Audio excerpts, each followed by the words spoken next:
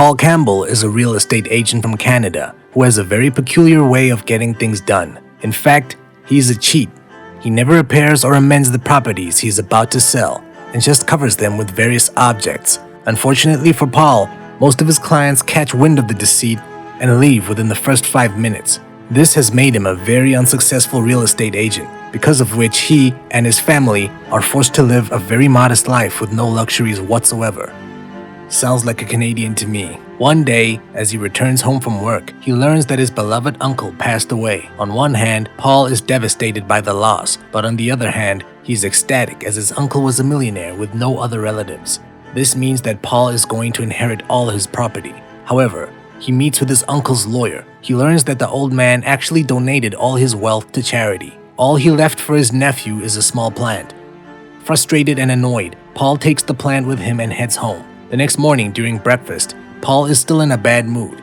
He chastises his kids for spending too much money, when in reality, they have barely spent $20 this week. It is revealed that Paul has never given them pocket money, because of which they have started disliking him. After breakfast, Paul clears a storeroom in his backyard and places the plant there. He's still angry at his uncle, but also decides to show some respect by watering the plant. As soon as he does so, surprisingly, a $100 bill pops out of it. Paul quickly plucks it out and stares at it in disbelief. This is when he realizes that the plant is not an ordinary one, but an actual money plant.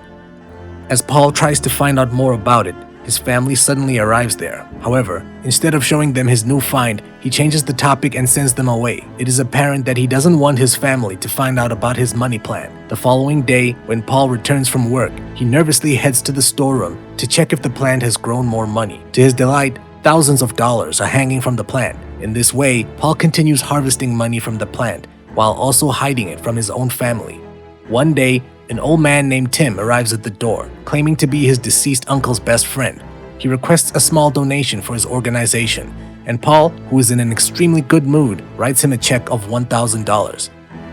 This surprises the family, and as soon as Tim leaves, they confront Paul about his newfound wealth. However, instead of revealing everything honestly, he once again lies, saying that he has been selling a lot of properties as of late.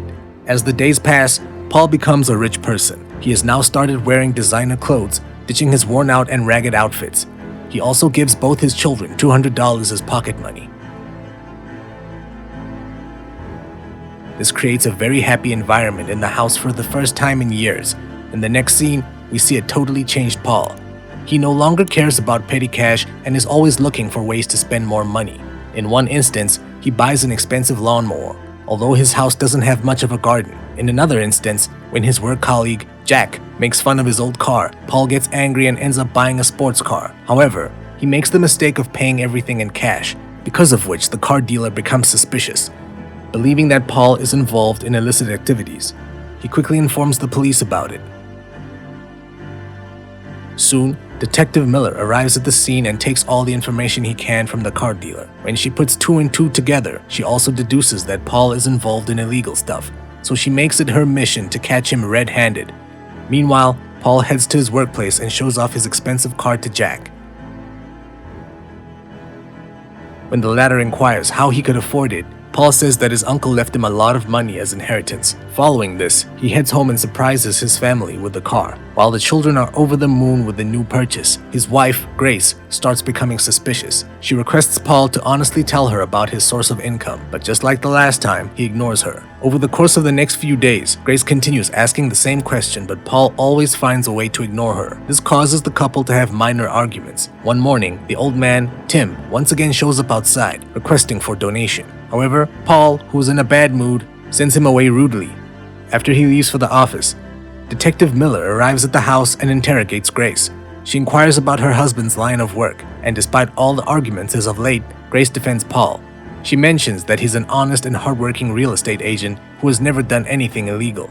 Realizing that she will not get any help from his family, Detective Miller decides to take matters into her own hands. She conducts a thorough research on Paul's profile and learns that he hasn't made a single sale in the last month. This makes her even more sure that he's involved in something wrong. Meanwhile, Paul's life starts spiraling out of his hands because of the constant nagging he suffers at the hands of his wife. Grace demands to know where he gets all of his money, and slowly but steadily, even she starts doubting his conscience. To make matters worse, the plant also stops giving out cash.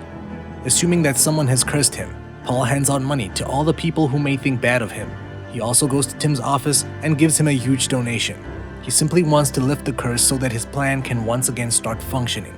But Tim, who has been impressed by the real estate agent's attitude, shares with him some words of wisdom.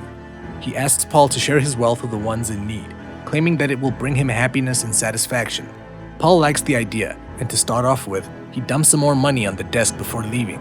Unfortunately, just after a few minutes, Detective Miller arrives at the scene and notices the large amount of cash lying around in Tim's table. This makes her assume that the old man is an associate of Paul, and that both of them are dealing in illicit stuff. That night, a sleepless Paul heads to the storeroom and tries every possible way to revive the plant. At one point, he even reads the Holy Bible, hoping that God will help him out.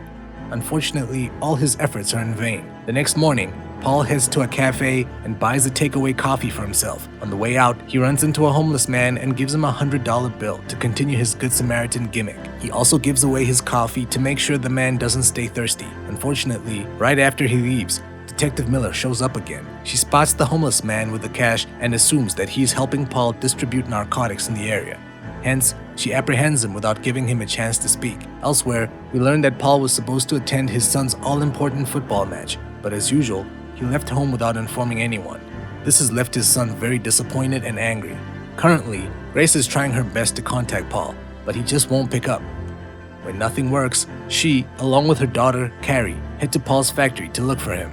The place is dark and gloomy, with no signs of any workers around. As Carrie enters a shady-looking room, she accidentally falls through a hole that has been covered by a cloth. It turns out Paul was supposed to fix it, but he simply hid the hole to save time. Now, his own daughter has paid the price for his negligence. In the next scene, we're taken to the hospital, where it is revealed that Carrie has suffered a fractured arm. Paul's colleague, Jack, is furious with him for always slacking at work and being reckless. He almost ends up punching him, but backs out at the last moment and leaves. Later, Paul also realizes his mistake and starts weeping in front of his wife. All his life, he has used shortcuts when he should have done things in a better way. This is the only reason his family has always been on the back foot. Being the good wife that she is, Grace forgives him for everything and asks him to start anew. That night, Carrie is discharged from the hospital and everyone finally breathes a sigh of relief. Paul also makes amends with his son by promising to always be by his side and never abandon him again. He has now finally realized that family is more important than anything else in the world. Paul promises to be a better person from now on. However, the very next morning, Detective Miller arrives outside his home and arrests him. As Paul is taken to jail, he's shocked to see the homeless person from earlier. Tim is also there, and he finally reveals everything. He mentions that he knows about the money plant. In fact, he was the one who discovered it in the first place. When Paul's uncle was going through a hard time, Tim gave him the money plant, hoping it would solve his problems. However, the exact opposite happened. With more money, there came more greed, and Paul's uncle started falling into an even dangerous hole of depression. But with some guidance and counseling, he totally turned his life around. He started using all his wealth to help those in need, and this ultimately made him happier. Then he died. After Tim finishes narrating his story, he urges Paul to do the same. That is, to always help others around him. A while later, all three of them are surprisingly released from jail. It turns out Jack told the authorities that he and Paul became massively rich after they sold a large property in New York. But in reality, it was only Jack who conducted the whole deal. He simply lied to the cops to save his friend. With this, Detective Miller is left with no evidence against Paul, so she stops investigating him once and for all.